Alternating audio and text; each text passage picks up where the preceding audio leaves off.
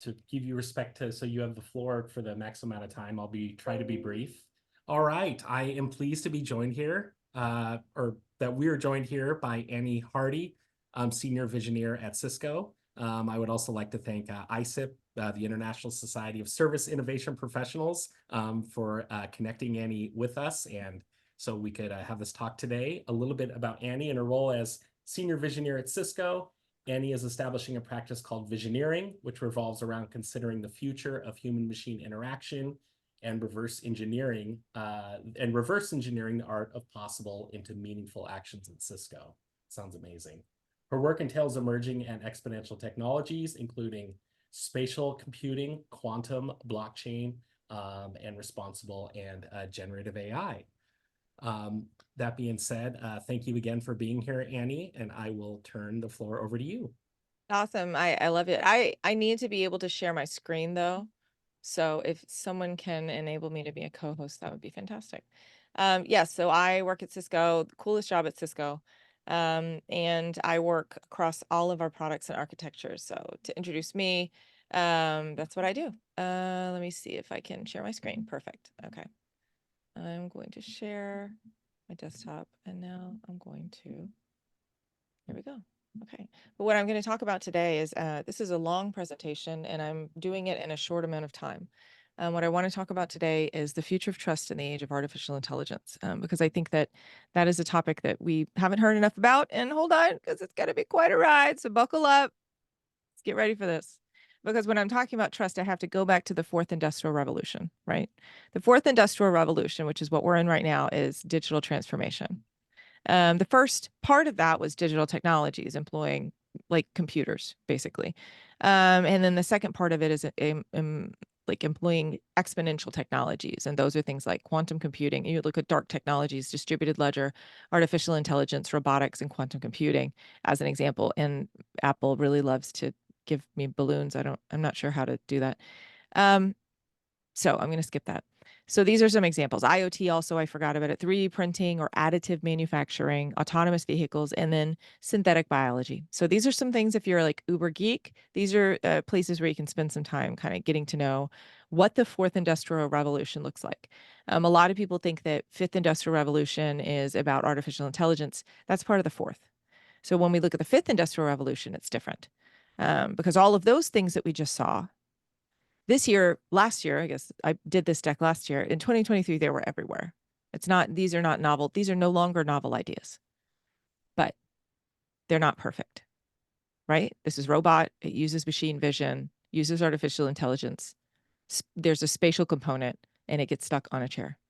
So the fifth industrial revolution is actually going to be as those technologies evolve and mature. The fifth industrial revolution is going to be about the impact of that digital transformation on humanity, right? And what happens is that when we look at technology and humans together, we have to think about the concept of trust. Because when we look at that word trust, it's actually made up of humans. Trust is a human consideration, it is a human aspect.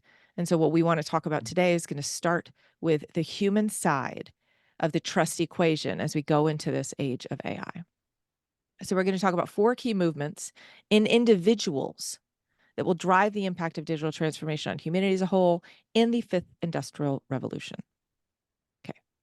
We're going to talk about ethics, identity, trust, and ultimately symbiosis. Ooh, symbiosis. You didn't expect that, did you? No, you didn't.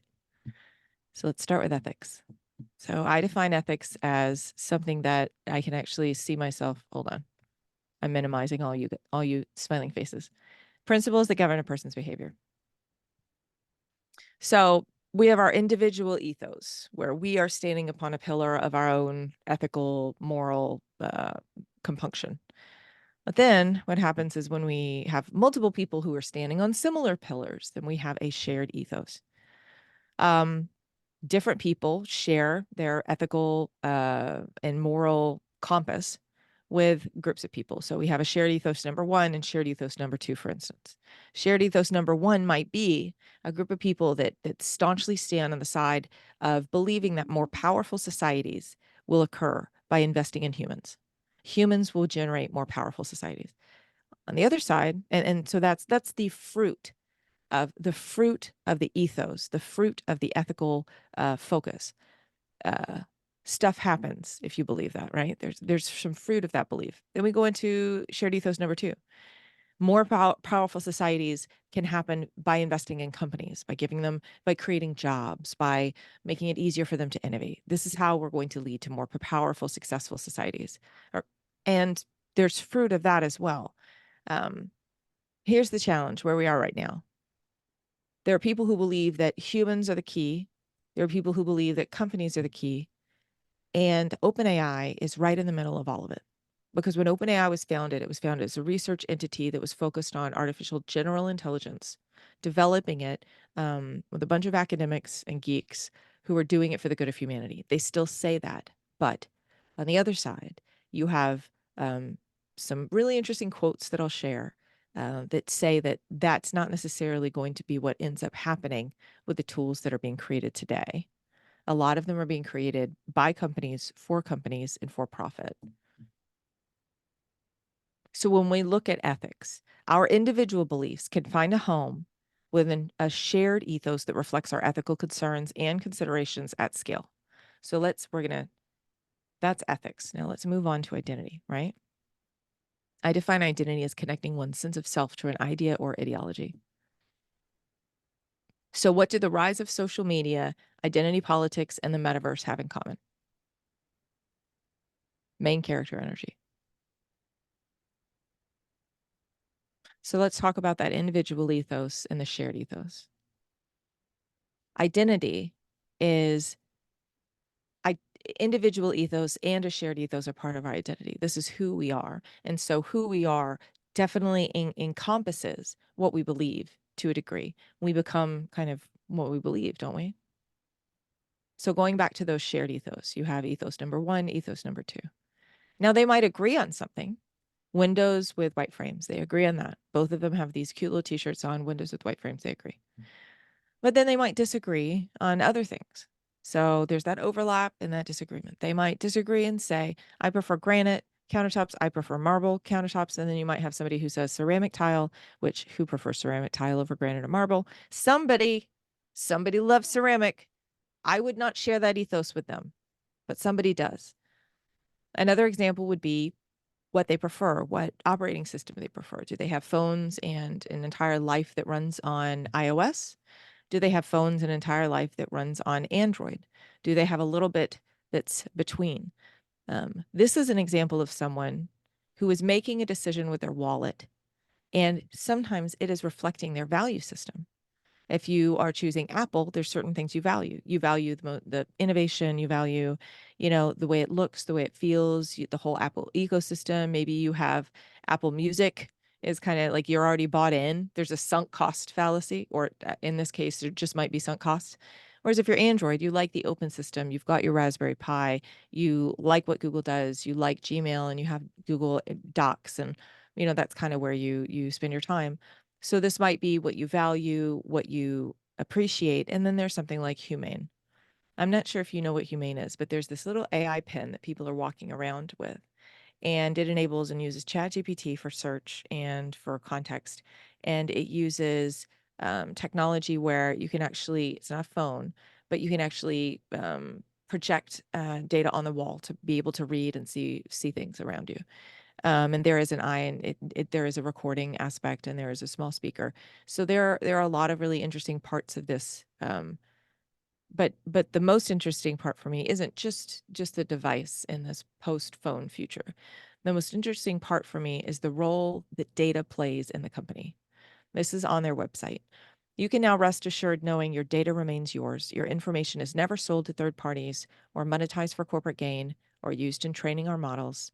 We even omit any personally identifying information wherever Humane uses third-party services you're not signed into.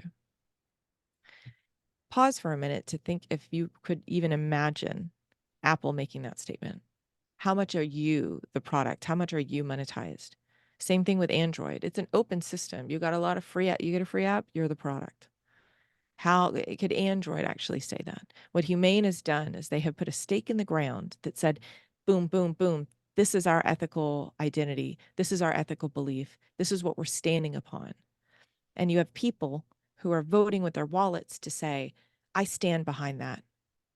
So you have my ethics are, I want my data to be saved. And Apple does a pretty good job in some contexts, but not all. Humane says we are private first party data first, and nobody else is doing that. Another example of where our ethos turns into our identity is when we look at the political parties, especially in the United States. We've got those who believe in the donkey, those who believe in the elephant. We've got people very staunchly in those camps. But this is when we also have the unicorn, because there's always the third party, right? This is when it gets really complicated. This one matters a whole bunch. And this is when we start to get into the trust question. Because when our ethical priorities and our ethical sense of right and wrong is reflected and embedded into our identity, then what happens is when we turn that outwards, what's the fruit of that? The fruit of that is how we vote with our wallets, with our time, and with our ballots. I'm going to read this comment from OpenAI's Sam Altman, because it matters how we vote. It matters who we support when we're looking at our ethics and identity. I think if this technology goes wrong, saying AI, it can go quite wrong. And we want to be vocal about that. We want to work with the government to prevent that from happening. We believe that the benefits of the tools we have deployed so far vastly outweigh the risks, but ensuring their safety is vital to our work. Mr. Altman said his company's technology may destroy some jobs, but create new ones, and that it will be important for government to figure out how we want to mitigate that. That's what I call a punt. He's punted. He said, we're creating this amazing stuff. Yeah, it could totally go wrong. So y'all need to make sure you control it. Okay. Yeah. This is a response to that by Sarah Myers West, a managing director of the AI Now Institute. She said, it's such an irony seeing a posture about the concern of harms by people who are rapidly releasing into commercial use the system responsible for those very harms. I agree. It is very ironic. But the fact is that this is what we're looking at. So as we look at our identity and so our identity so deeply entrenched in this ethical concern of ours, it must drive us to action. In associating our identity with a shared ethos, we will passionately lend our power and property to entities that are driving the future of technology. Ethos, identity, trust. Now we finally talk about trust, which is a belief in the truth, reliability, or strength of something or someone. Going back to this example, when we look at political beliefs and political ideologies, we are not simply looking at political ideologies of what people believe is true, what they support. We are also looking at what they despise and what they do not support. Trust isn't only what we're for, but increasingly it's what we're against as we look at the polarization of political discourse. It's getting very, very evident.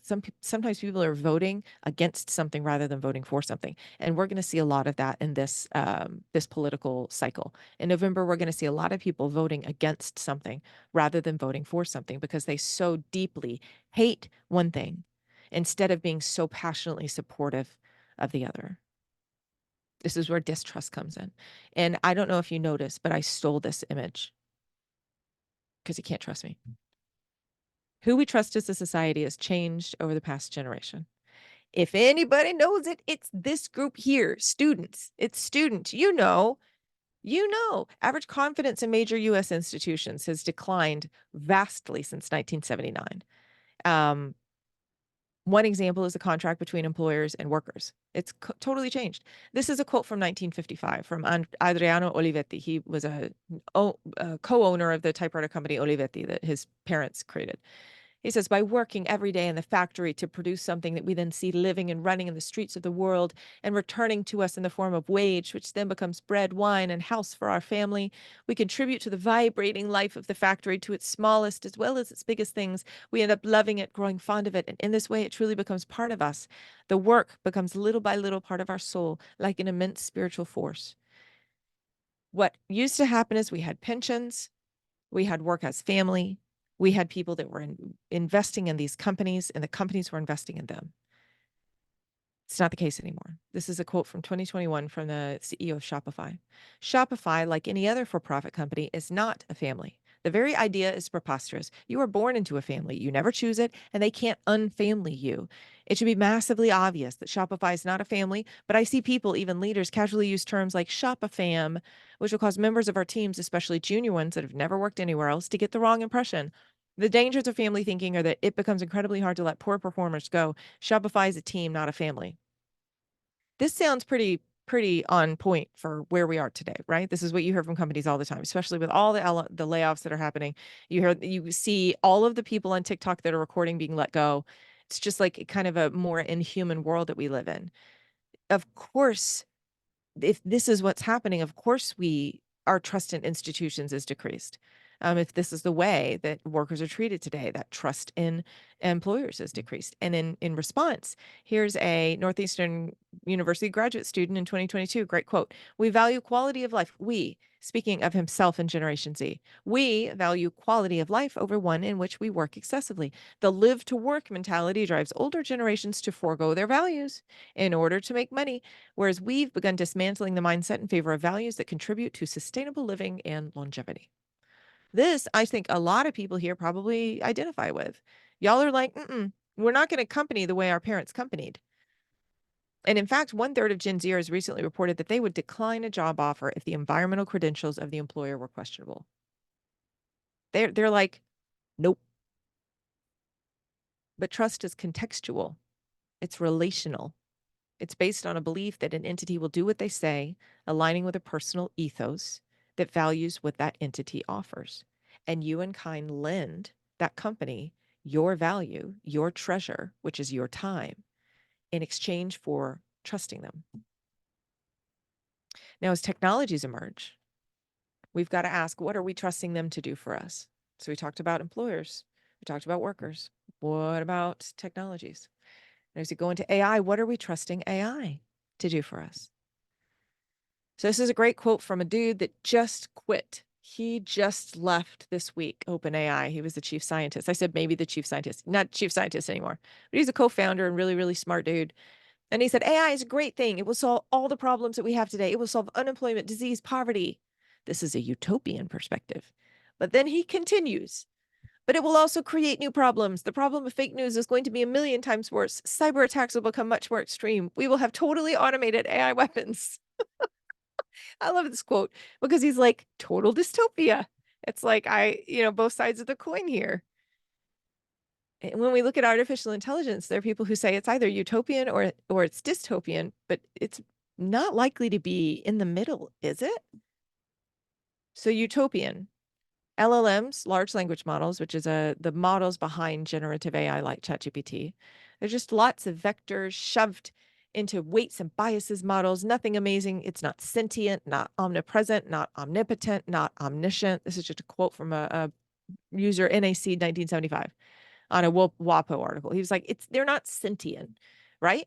That's the utopian. It's like, it's just a technology. We can have ownership over it. But then you have dystopian where it's not just bits and bytes. We have this super intelligence that is going to eat us, right? We trust it and it eats us. This is the fear. And this is, he continued after, or she, or they continued after they got berated. They're like, yes, it's my fault. I underestimated the power of Skynet and now we're all doomed, right?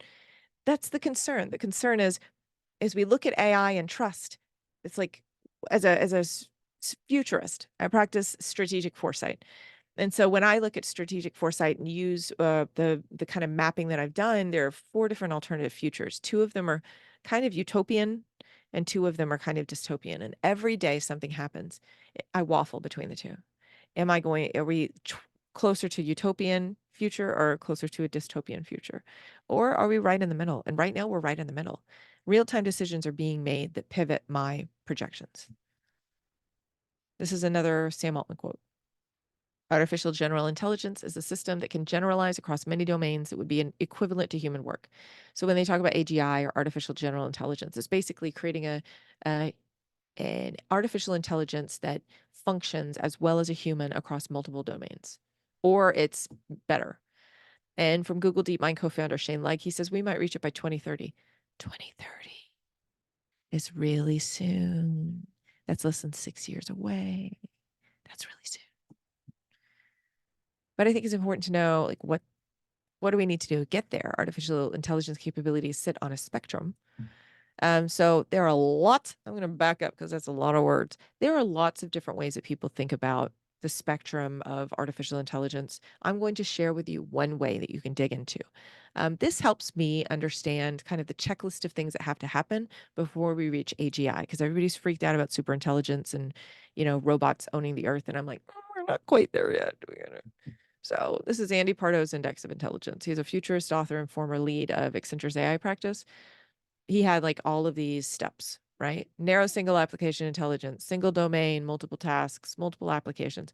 So different people I spoke with believe that we're in different places. You can snapshot this and look into it, because as you investigate these and look at the technologies that are happening today, I'd be curious about what you think, where you think we are. What have we checked off and mastered? Some people think we've got little aspects of like self-learning, but then over like P11. But then over here, we've got the inability to explain its reasoning sufficiently and inability to be cognitively independent. So a lot of people feel very differently about this, but the majority of people that I spoke with at Cisco, at least, believe that we haven't really passed beyond P4. We got a long way to go before we hit AGI. This is an OpenAI quote. Currently, we don't have a solution for steering or controlling a potentially super intelligent AI and preventing it from going rogue. Our current techniques for aligning AI, such as reinforcement learning from human feedback, rely on humans' ability to supervise AI. But humans won't be able to reliably supervise AI systems much smarter than us. And so our current alignment techniques will not scale to superintelligence. We need new scientific and technical breakthroughs.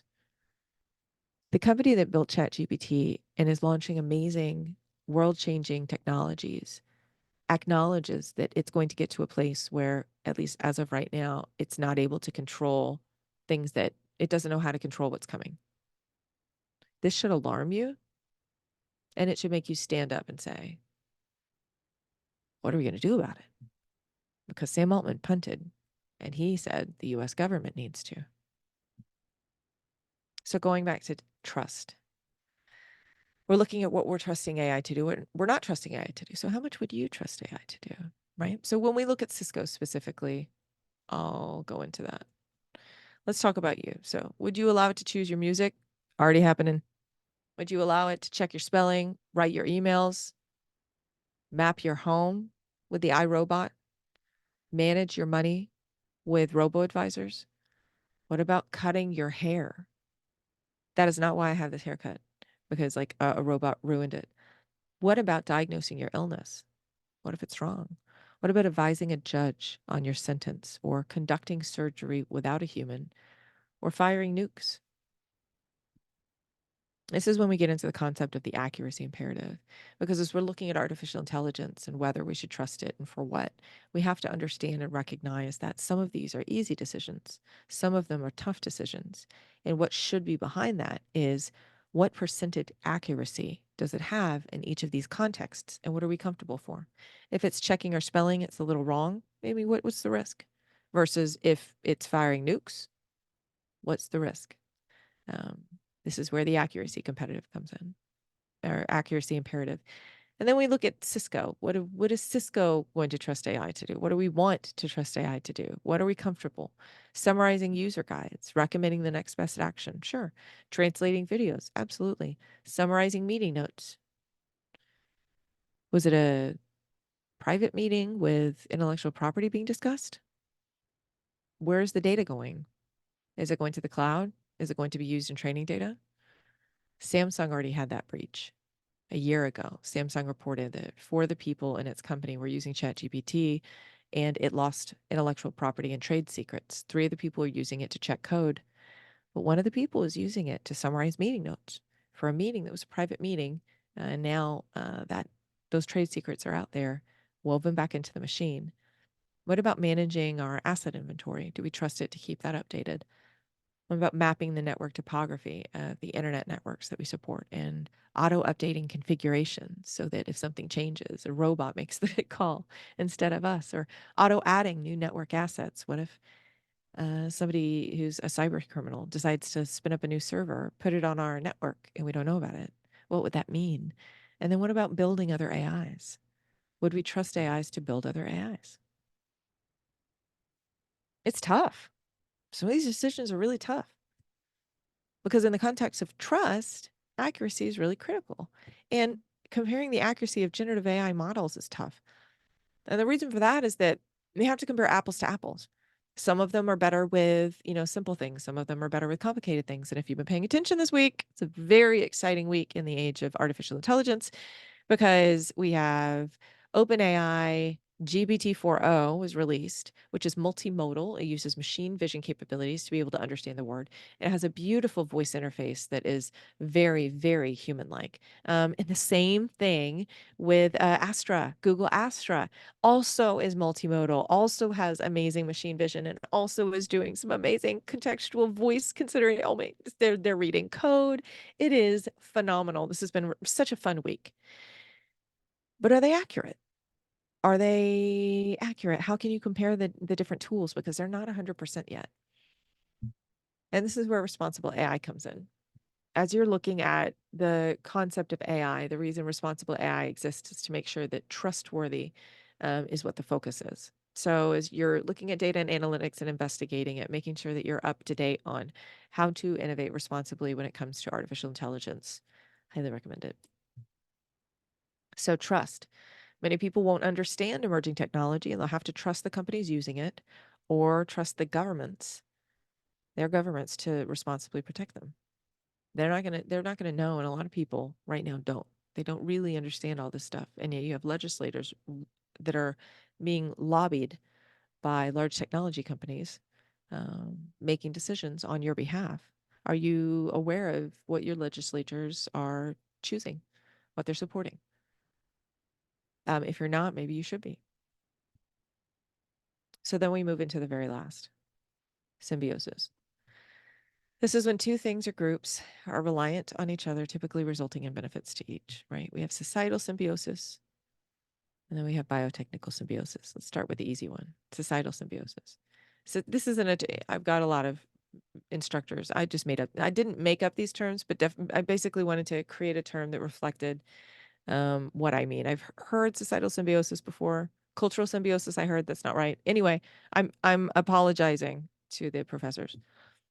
So effectively, societal symbiosis is this is what we want. We want the robots, we want us to shake hands. We want to collaborate. We want the robots to augment us. We want to be on the same team, right?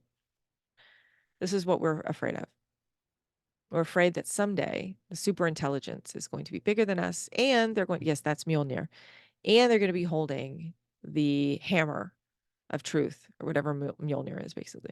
They're going to be able to hold the hammer and have this, and they're going to be making choices and decisions, and we're not going to have control over it. That's the fear. We're not going to have control over them. And are they going to make decisions? The discussion, philosophical discussion people have is around climate change. And if a super intelligence is asked to solve the problem of climate change, and if it realizes that humans are the problem, would it then just say humans should be extinct? Could it? Absolutely it could. Would it? I don't know. Maybe or maybe not. We'll have to find out. So it's an interesting thing to consider. Because the question is when AI takes over our jobs, which a lot of the jobs are going to go to AI, what's left for us? This is a quote from Nick Bostrom. He's an author of the book Superintelligence. He says, if we classify AI as capital, then with the invention of machine intelligence it can fully substitute for human work, wages would fall to the marginal cost of such machine substitutes, which, under the assumption that the machines are very deficient, would be very low, far below human subsistence level income. The income share received by labor would then dwindle to practically nil. Yeah, he said it. What about this? Within a decade, AI will be able to do 80% of 80% of all jobs today. I believe the need to work in society will disappear in 25 years for those countries that adapt these technologies. I do think there's room for universal basic income, assuring a minimum standard, and people will be able to work on the things they want to work on. So let's talk about UBI. It's a government program whereby citizens regularly receive payments. It's been tried in a lot of different places. Look at that. I think it's been tried in Washington State. It's led to better health, more stable families, better fed children, better school performance, and people are just overall happier when they have cash to be able to spend on whatever they need because they don't have enough work or don't have enough wages to be able to live in the places they're living. So as robots take over jobs and we have more people than we have jobs and the unemployment rate goes up, what are people going to do? What can we as a society do? Elon Musk says that we should not be focusing on basic income. We should be focusing on universal high income. He said digital super intelligence combined with robotics, which he sells, will essentially make goods and services close to free in the long term. I wouldn't worry about putting people out of a job. We're actually going to have and already do have a massive shortage of labor. So I think we will not have people out of work, but actually still a shortage of labor even in the future. It's fun to cook food, but it's not that fun to wash the dishes. The computer is perfectly happy to wash the dishes. So here you get this categorization of human labor versus non-human labor. This is when you start to look at what could a robot do and displace a human doing, but then what else could that human do? So that's when he actually said universal basic income, it should be universal high income. It's like, that's such an optimistic view. Because if we don't have this or that, and robots take over our jobs, what are we facing? Maybe dystopia, right? What's going to happen to them? What's going to happen to all the workers? So that's societal symbiosis. We need to be able to look at safety nets, or else we are on the path to dystopia. And the fact is that just this week, I learned that 4 states in the United States have already outlawed universal basic income, even if the funds came from private sources. 4 states outlawed UBI already. How are you going to vote? Biotechnical symbiosis. This is the one where most people are like, nope, nope, nope. I am not putting anything in my body. It does not belong here. I think it's cool. And what I'm not going to do is walk you through the history because we don't have enough time. But what I do want to share with you is this. As we look at the history, we went from, biotechnical symbiosis being just having a chip implanted in my hands that I could use to pay for things with NFC. We moved to invasive interfaces that we put in our brain so that we can control Parkinson's symptoms. And now we're using brain-computer interfaces so that people who are quadriplegics can actually use Photoshop, play Call of Duty, or even drive. That's where we are today. But this is where we're going. So what I'm going to do is I am going to crank up my speaker and I'm going to play a trailer that I'm hoping that you can hear. Hold on just a minute. This is what's next.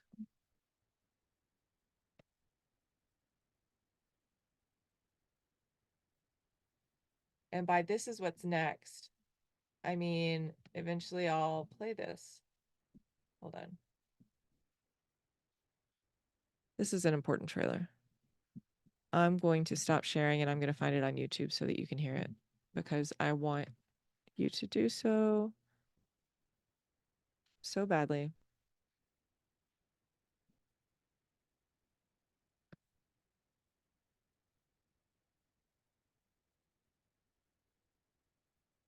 Is there anyone over there you can talk to about this?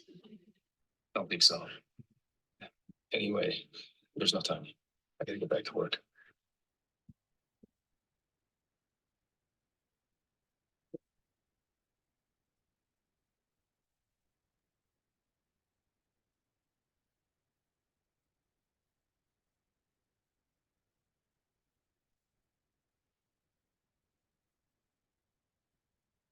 We'll see what's on my mind. Annie, did you want us to see it as well, or just to hear it? Apparently there's another documentary called I Am Human. Here we go. Okay. This is it. Okay. This is how AI optimizes my it's not. schedule. No, This meeting it's got not. canceled. Hooray! We No. didn't really. Okay. Let's try this. I think you have to share your screen We as are well. about to enter into the most consequential revolution in the history of the human race. where we can take control of our cognitive evolution. What if we could expand your capabilities beyond what we as humans have never had before? What we're seeing is that technology is becoming part of us. Annie, Because did we're you linking mean to share your biological screen as well? brains directly to machines. Or just We're audio? handing the reins of our own lives, our own minds to us. We get to choose how we think, who we are. We're talking about technologies that could radically alter the way we are as human beings. History is littered with good intentions. But if we start tinkering with the brain, we start changing it, are we about to fundamentally change what it means to be human? And if so, are we okay with that? That's a question. As we are moving forward and Annie, we considering cannot how see your screen.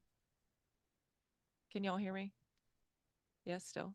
Yes, we can hear you. Can As you we are hear moving us? forward and considering how we are going to be evolving as technology evolves and what's happening, we have to ask the question what it means to be human. We talk about human-like intelligence. We talk about, these biotechnical things that we might be implanting in our bodies.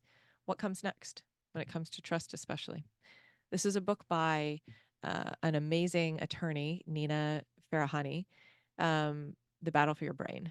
And so this is a great quote from that book. Imagine a world where your brain can be interrogated to learn your political beliefs. Your thoughts can be used as evidence of a crime, and your own feelings can be held against you. A world where people who suffer from epilepsy receive alerts moments before a seizure, and the average person can peer into their own mind to eliminate painful memories or cure addictions. This stuff is not science fiction.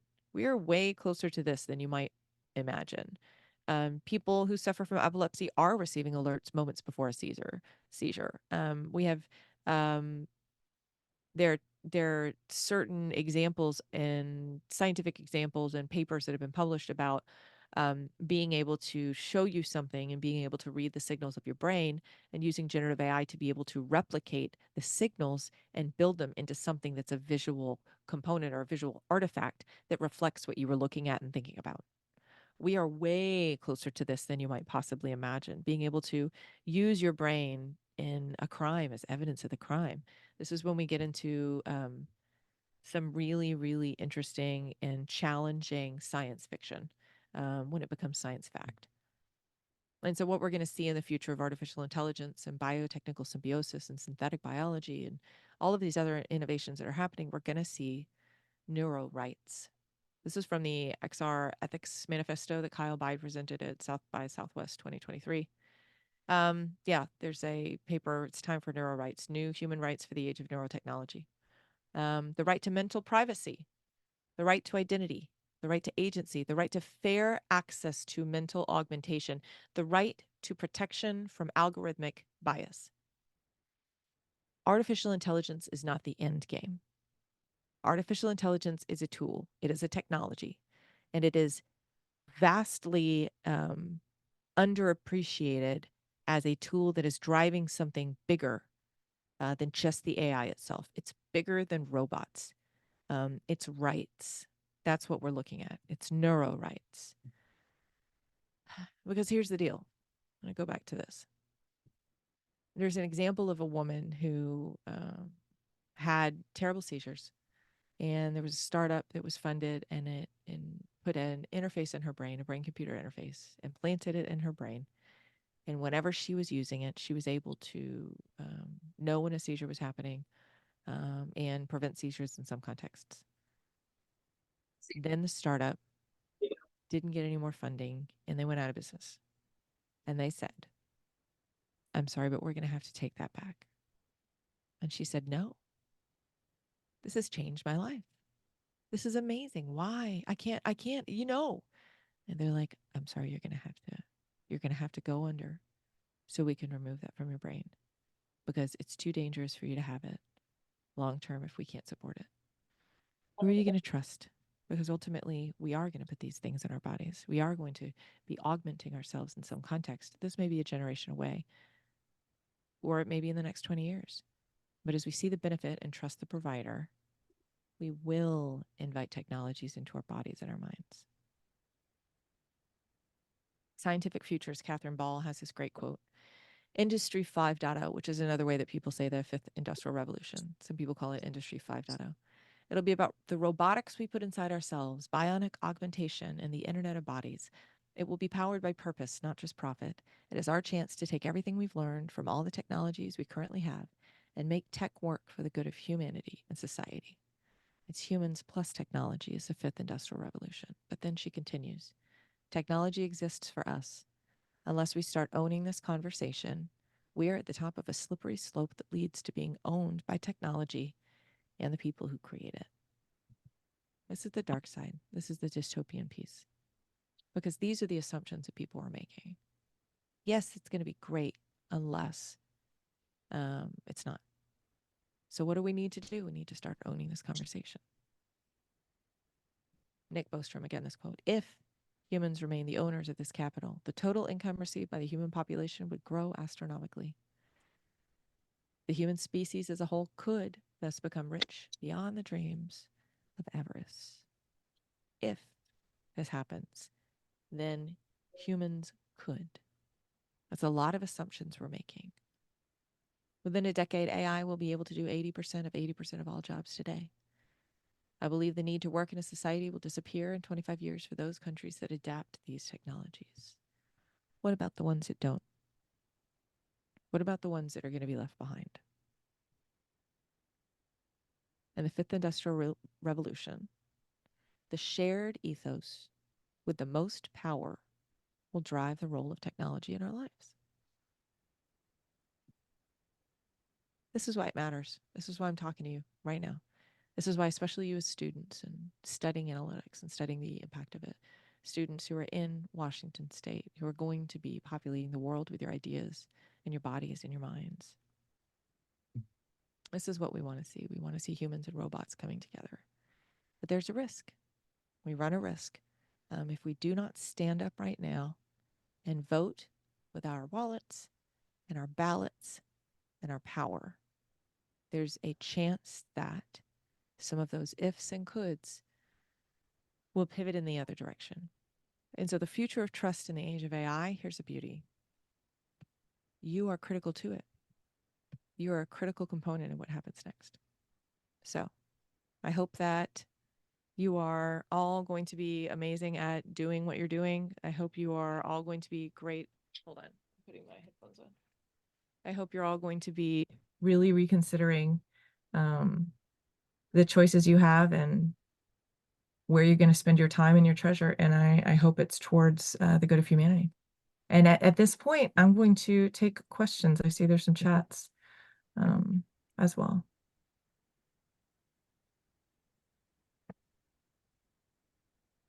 Okay. Did y'all hear the everything? Everything worked? We could hear it, yeah. Okay, good. Okay, good. All right. Any other questions? It says here dating might be on the list too. Yeah, Windows, Android user. Some people are very intentionally, specifically like I chose Windows. I chose Android because of specific reasons. Yeah, there's so many interesting things that are happening. I'm open to personal questions or anybody else who has any thoughts. Yeah, Stan has a question. First off, thank you so much for bringing this. This was, really fantastic. Michael, thank you for making it happen. I do wonder two things. One, is your PowerPoint going to be available, or your presentation going to be available? If not, I understand, but it would be great to be available. It's so thought-provoking. I absolutely will make it available. Great. And number two, right in very early in your presentation, you talked about strong societies. And I was wondering what the definition of strong societies is as we go forth through the discussion that you had. I love this question, and I think it's I don't want to say it's a punt, but I definitely want to turn it back on the personal ethos. This is how people define it. They say, yes, companies are going to build strong societies. What does that look like? Well, one side of that would be societies where people are able to achieve the American dream by pulling themselves up over, with their bootstraps and be able to, contribute meaningfully to the economy. And another people would say strong societies are done by investing in humans and being able to create support systems that don't leave anyone behind, because we as a society need to dedicate ourselves to understanding that some people can't pull themselves up by their bootstraps. So the definition of strong society is innately polarizing and polarized based on what your personal ethos is. So that's a non-answer to the question. You should run for office then, huh? I considered it, but these days I'm just no.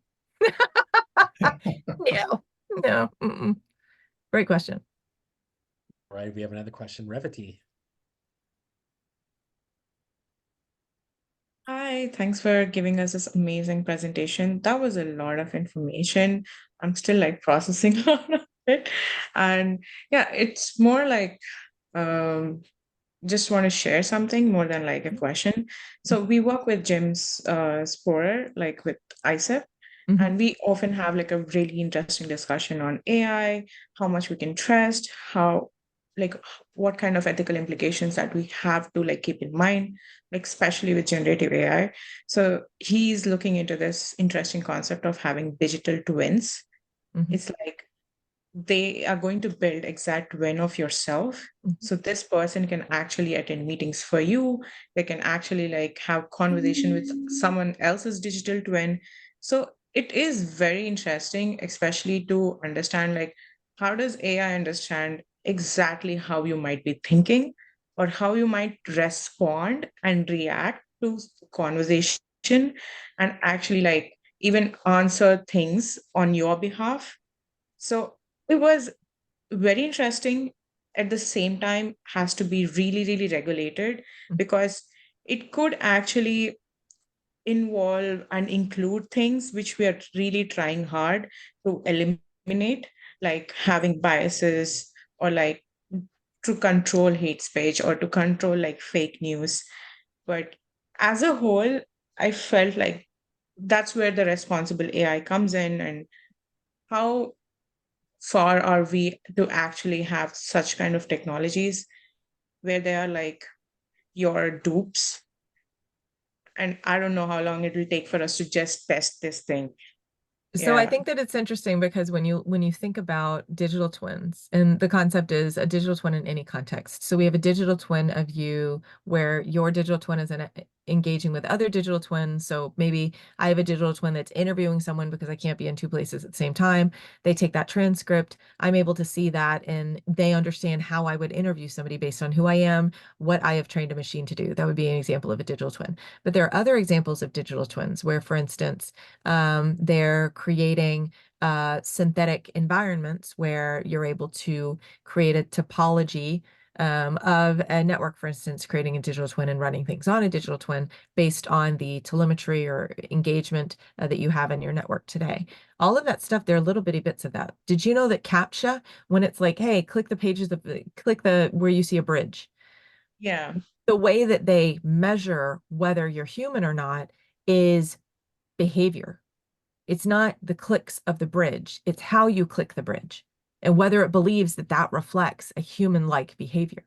So when we talk about what it means to be human and what it means to have all of those signals and all of that data and telemetry that reflects a human experience that we can then mirror with a digital twin, that stuff's being collected today and captured today. We have to be careful because we have to make sure that companies who are trusting it get it. It's a great comment. I have a question here in the chat. I like the idea of UBI. Where do you think things like minimum wage will go once machines are able to do these jobs? So this is what I posited to a group of futurists, and they were like, I posited an AI tax. So I think that as AIs take over more, I think the opportunity for us to leverage progress to be able to pay for societal needs, an AI tax would be able to help support that. And the concept of minimum wage and UBI together, closely related concepts. I know y'all have seen the rising minimum wage, I think in Washington. Isn't it quite high now? Do you have a minimum wage of, what is it? 15, 20 maybe? I think that those things are related. When the minimum wage is no longer something that companies are able to sustain because companies aren't making as much, then you get to the point where it's like, okay, We need something else. And so UBI kind of meets that gap. But again, UBI has to come from somewhere. Where does it come from? It helps. Yeah, Tacoma is $16.25. In Texas, it's $7.25, by the way. Anyway, I think that those things are closely related, and I think that small business owners are going to struggle tremendously. And it's just going to be interesting. When the majority of the jobs are low labor jobs, you don't have a bunch of high paid jobs, what's going to happen? When the robots are going to be able to do cognitive work. There's another piece that I'm going to be doing, I swear when I get time. Maybe I'll do it on a plane. It's called wisdom work. If you're familiar with the DIKW pyramid, this is what tasks that computers have taken over. You have data tasks. So they took over data tasks, and then people would grab the data and the bits and bytes and figure out how to interpret it and create information. What does it mean? So then you had information. They took over the information tasks with computation. So then once computers, and this last generation went from computers that were humans to computers that were machines, and they transitioned from being information workers to being knowledge workers. You've heard the term knowledge worker? Well, that's the K. DIK, data information knowledge workers. Here's the challenge. Generative AI capabilities that we're seeing today that are launching en masse are taking over knowledge tasks now. They're interpreting, they're synthesizing, they're making recommendations, they're putting context around information. And so what happens is all of this knowledge worker jargon that we've been throwing around, what's next for humans? That's where we move up, wisdom work. And what I'm doing in Cisco is I'm trying to define wisdom work. What is wisdom work for different roles? What is wisdom work for society? What is it? What does it mean?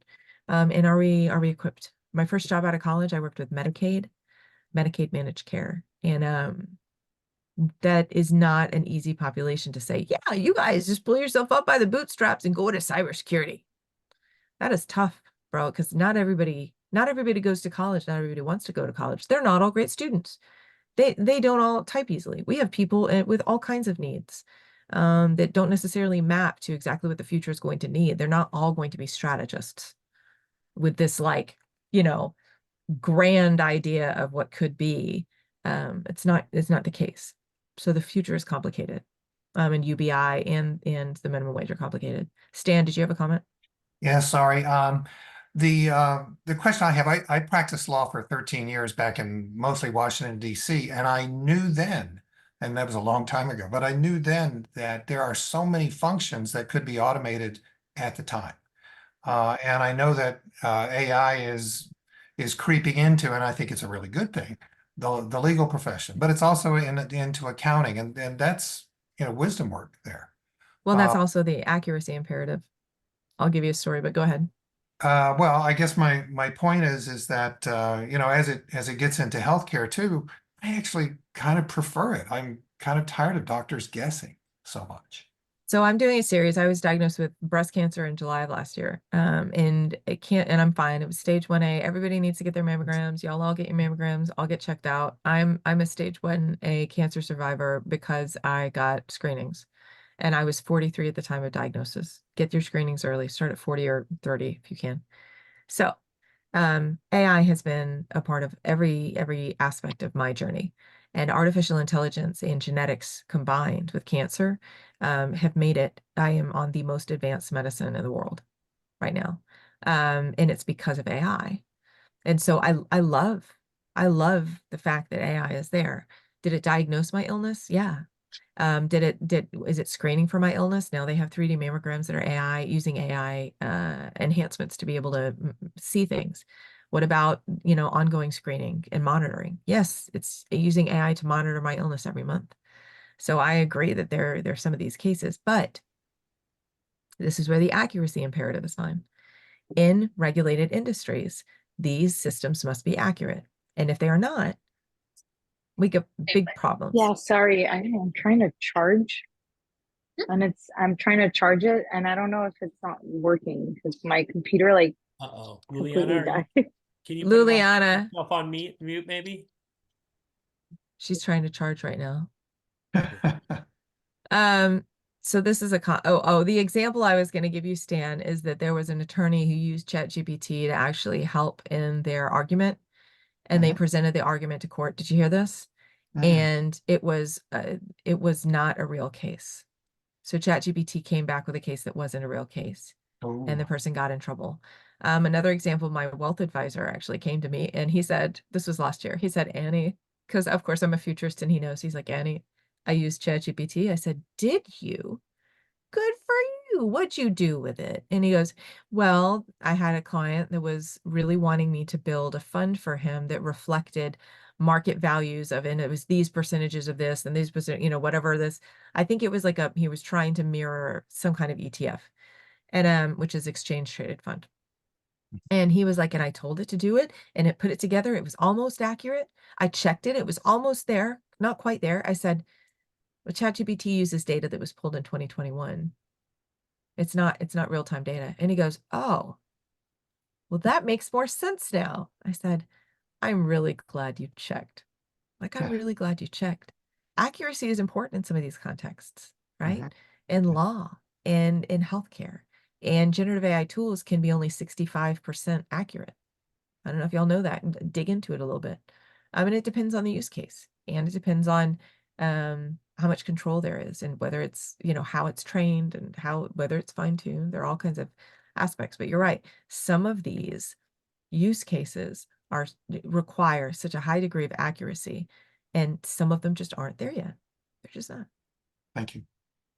I want to answer Caitlin's question. With the idea of AI becoming self-aware, will it overrule electrical power? Are humans able to unplug it as a last resort, or will it come down to the trust in the people that create it? This is a great question. This is why I had that slide where OpenAI is like, well, we don't quite know how to control them yet. That's why that slide is scary. The people who are creating this stuff are like, well, we're just not sure. We don't know. Is there going to be a big button that it can this is when we get into Wallyville. I say, if you're looking at the future, the two movies, I mean, I actually haven't seen Ender's Game. I haven't seen that. There are like a couple of sci-fi films I haven't seen. The ones I say that you should watch, though, are Wall-E and Idiocracy. And those are the two. Minority Report is another good one. Absolutely terrifying. Yes, I saw that recently and I was like, this is awful. Minority Report is a great one. It's a third one. But I feel like Idiocracy and Wall-E are both my dystopian futures. And so check those out. That's movie night. Movie night for you college students, you crazy college kids, is like Idiocracy. That's a good one. But yeah, that's what I fear. I'm sorry, I don't fear. I'm not in a position of being afraid. I'm in a position of being alert. I'm aware. I'm alert. I know that something could happen. All right, other questions?